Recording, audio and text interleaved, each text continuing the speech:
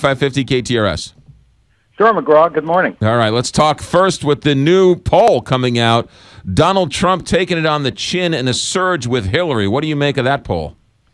Well, it's the ABC Washington Post poll has Clinton up by 12 points. Now, to be completely honest with our listeners, the Wall Street Journal poll has it closer. They have it at about 5 points. But I'm not looking at the horse race. I'm looking at another number here, which is 64. That's the percentage of Americans who tell us that Donald Trump is not qualified to be president.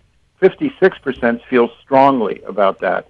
The reason why that's so important is because that's Hillary Clinton, plays to Hillary Clinton's strongest argument, that she's qualified by experience and service, and he is not qualified. Not only is he never served in public office, but he doesn't have the temperament to be president. So those are the numbers that I think are very important. And even if they're a little exaggerated, they're still pretty bad news for Donald Trump. But isn't there bad news? Aren't there a majority of people who don't think she's qualified to be president in that same poll?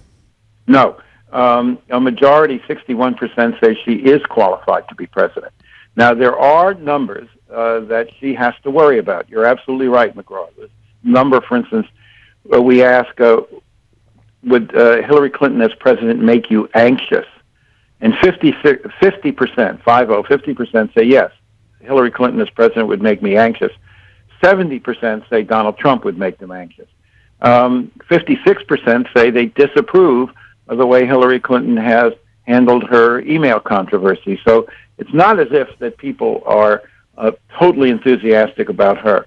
But if you compare the two, she's coming out significantly ahead in our poll. All right, so you look at those numbers because those numbers are harder to change. I mean, there's going to be a lot of money spent, a lot of advertising, a lot of debates, a cacophony of noise.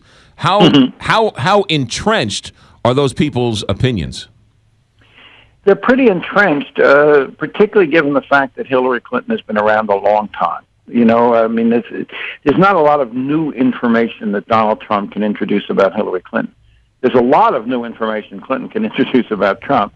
But I think these numbers are pretty significant, but they're not dispositive. This is still early. A lot of things can change. We saw in the tragedy in Orlando, outside events can certainly unhinge a presidential campaign. The Republicans still continue to hope and believe that the investigation into her emails could produce a criminal complaint of some sort. But as of today, it's not just that people are clearly very suspicious of Donald Trump's qualifications. You look at some of the demographic numbers, McGraw. For instance, Trump in our poll is getting 50% of the white vote against 40% for Hillary. Well, that's a 10-point lead. But Mitt Romney got 59% of the white vote and still lost. Donald Trump is getting 22% of the Hispanic vote. Mitt Romney got 27% of the Hispanic vote and still lost. So you look at some of the demographic numbers, they're pretty bad news for Trump. What I don't understand are the people who are undecided in those polls. What are they waiting for to make a decision? Well, it's a very good question. Some of them are simply not very attuned to politics. People tend to think, well, if you're independent or you're undecided, you're a very knowledgeable person who can't make up his or her mind. That's not really the case. Many of these people are not very connected to politics or very interested in politics. I think there are some people who are torn between two impulses. On one hand, they're particularly loyal Republicans who have voted Republican for a long time, and yet have significant doubts about Trump as a person. You look at, and there are many prominent examples of that. You know, all the Bushes have reflected that. You had over the weekend George Will, the prominent Republican columnist, saying he's changed his registration from Republican to independent. So I think that's one group of undecideds. And I think there are a few liberals, strong liberals who voted for Bernie Sanders, who are not sold on Hillary Clinton and have the same tension. They're basically Democrats.